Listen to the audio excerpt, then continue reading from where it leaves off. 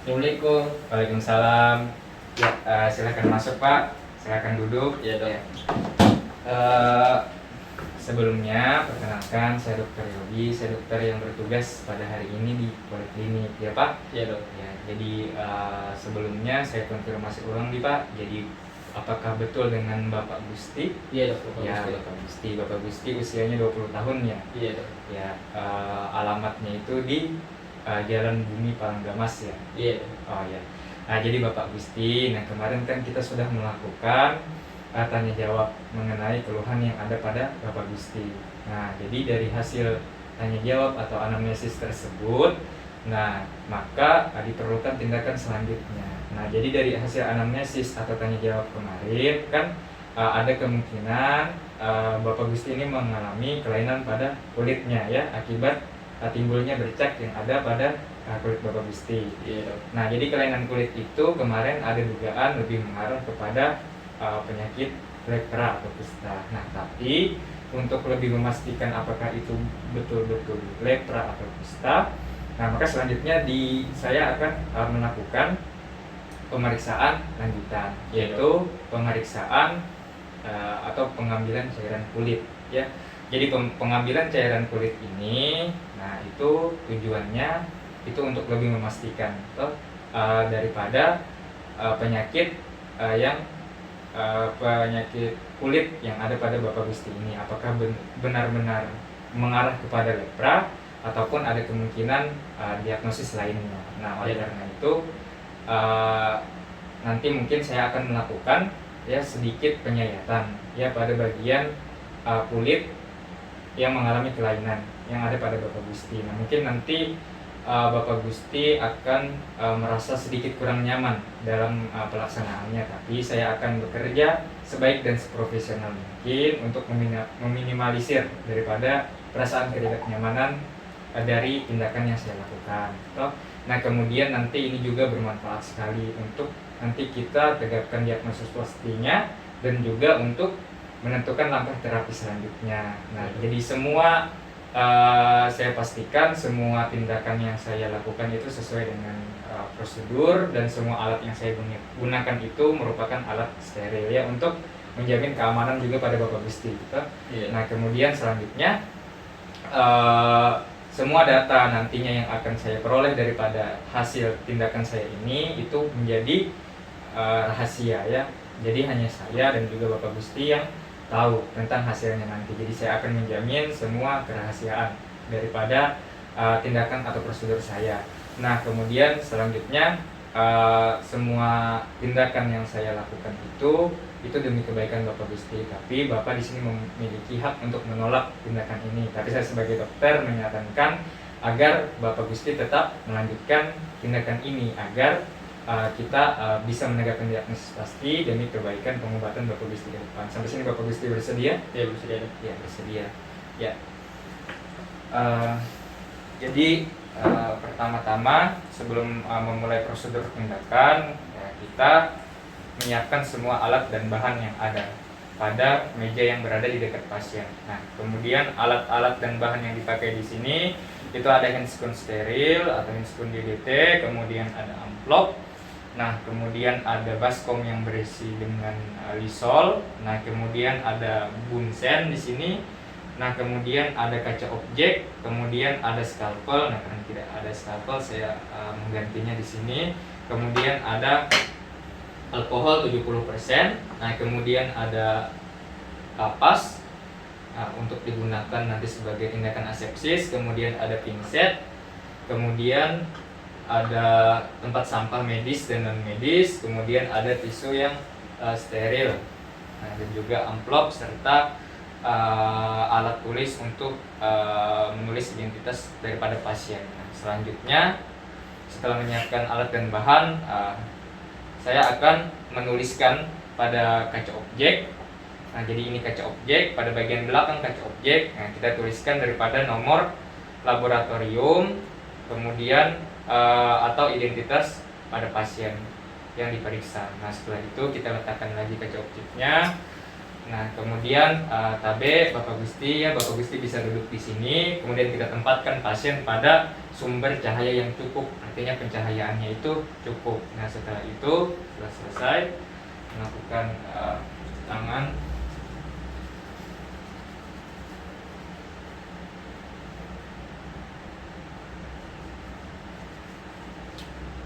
Nah, setelah melakukan cuci tangan, kita pakai dulu. Pertama itu adalah handscoon steril.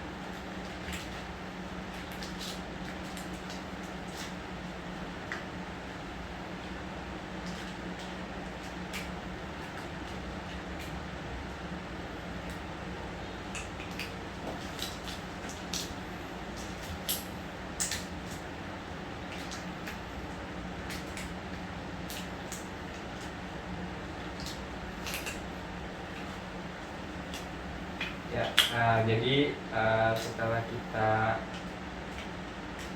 pasang handscoon sterilnya atau handscoon DDT, ya dari Bapak Gusti, mohon maaf ya agak lama karena mungkin ukuran handscoonnya kurang besar sedikit. Nah, setelah itu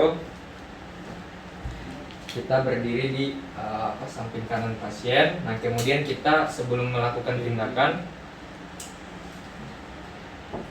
ya, kita berdiri di samping kanan pasien, mohon maaf. Nah, jadi setelah berdiri di samping kanan pasien, pertama kita pastikan terlebih dahulu letak, ya, kita periksa daripada lesi yang mencurigakan pada pasien. Nah, jadi letak lesinya itu bisa berada pada bagian cuping hidung ataupun pada bagian cuping telinga. Nah, jadi kita pastikan, kita periksa dengan baik terlebih dahulu di mana letak lesi yang mencurigakan tersebut. Nah, di sini letak lesinya itu ada pada bagian cuping telinga kanan. Nah, setelah itu, setelah kita mendapatkan lesinya, kita melakukan tindakan asepsis. Kita lakukan tindakan asepsis dengan kapas. Nah, kapas ini kita basahi dengan alkohol 70%. Nah, setelah kita basahi dengan alkohol 70%, lalu kita lakukan tindakan asepsis pada bagian tempat yang akan dilakukan pengambilan spesimennya. Nah, di sini di bagian cuping telinga kanan. Nah, jadi kita lakukan tindakan asepsis terlebih dahulu pada bagian cupingnya. Jadi dari arah dalam terlebih dahulu dengan gerakan melingkar sirkular ke arah bagian luar. Jadi kita lakukan tindakan asepsis. Mohon maaf sebelumnya ya Bapak Gusti, ya kalau Bapak mungkin merasa kurang nyaman sedikit. Nah, kemudian setelah itu kita buang kapas yang telah diberi alkohol 70% daripada tempat sampah medis. Nah, setelah itu kemudian kita menggunakan tangan kiri kita akan menekan dengan menggunakan jari pertama atau ibu jari dan jari telunjuk atau jari kedua. Kita tekan pada bagian tempat pengambilan spesimen tadi dengan kedua jari tadi, ditekan sampai terlihat pucat. Nah, setelah ditekan sampai terlihat pucat, maka selanjutnya kita lakukan penyayatan menggunakan skalpel steril. Nah, jadi penyayatan kita lakukan dengan menggunakan skalpel steril. Jadi memegang skalpel steril. Nah, kemudian kita lakukan penyayatan. Nah, penyayatan ini dilakukan sepanjang kurang lebih 0,5 cm dengan kedalaman kurang lebih 2 mm. Nah, jadi ini hanya sampai pada lapisan terluar atau permukaan daripada dermis itu sendiri. Nah, setelah dilakukan penyayatan, nah maka kita putar skalpel itu searah 90 derajat. Nah, sambil mengerok pada bagian sisi, dan dasar daripada tempat pengambilan spesimen tadi, ya, atau daripada dasar lesi untuk kita mengambil, ya, daripada bubur jaringan dari epidermis atau dermis tersebut. Nah, untuk selanjutnya diletakkan pada kaca objek. Nah, setelah didapatkan semacam bubur jaringan ataupun bubur jaringan daripada epidermis dan dermis tadi, nah setelah itu pada permukaan skalpel lalu kita letakkan, ya, kita teteskan cairan daripada lesi yang kita dapatkan tadi pada kaca objek. Nah, kita teteskan secara merata pada permukaan kaca objek.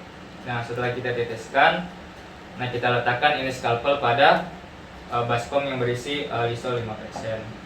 Nah, setelah itu kaca objek yang telah ada tadi kemudian kita bakar di atas nyala api bunsen untuk difiksasi.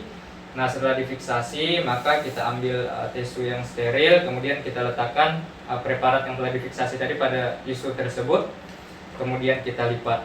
Nah, kemudian setelah kita lipat, kita singkirkan dulu, kemudian kita ambil kapas alkohol, kemudian kita tempelkan pada tempat pengambilan spesimen tadi, kemudian kita plester di tempat tersebut.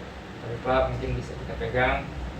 Nah, kemudian setelah selesai, ini preparatnya sudah kita lipat di dalam tisu yang steril atau kertas steril.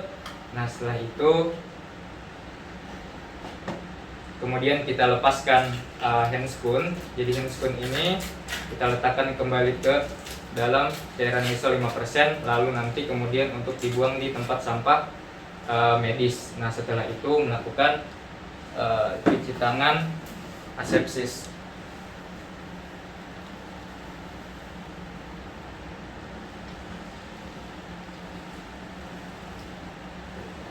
Nah, setelah itu, preparat yang telah ada tadi kita masukkan ke dalam amplop. Nah, jadi preparat yang telah ada kita masukkan ke dalam amplop. Nah, kemudian setelah kita masukkan ke dalam amplop, maka kita tulis identitas pasien, bisa nama, umur, jenis kelamin, alamat, dan nomor telepon. Kemudian di dalam surat pengantar ini kita tuliskan juga pemeriksaan apa yang kita minta selanjutnya, apakah pemeriksaan mikroskopis atau pemeriksaan biakan atau kultur. Nah, setelah kita tulis di surat pengantarnya, nah kemudian kita serahkan ke pasien KB, Bapak Gusti. Jadi ini tadi hasil pengambilan cairan kulitnya Bapak Gusti. Nah, ini nanti Bapak Gusti bawa ke laboratorium. Setelah keluar hasilnya nanti Bapak Gusti bisa kembali ke saya. Nah, untuk menyerahkan hasil dari laboratorium. Nah, agar nanti saya bisa menentukan daripada terapi atau pengobatan yang tepat untuk Bapak Gusti selanjutnya. Ya, ini Bapak Gusti, terima kasih banyak. Semoga lekas sembuh. Assalamualaikum.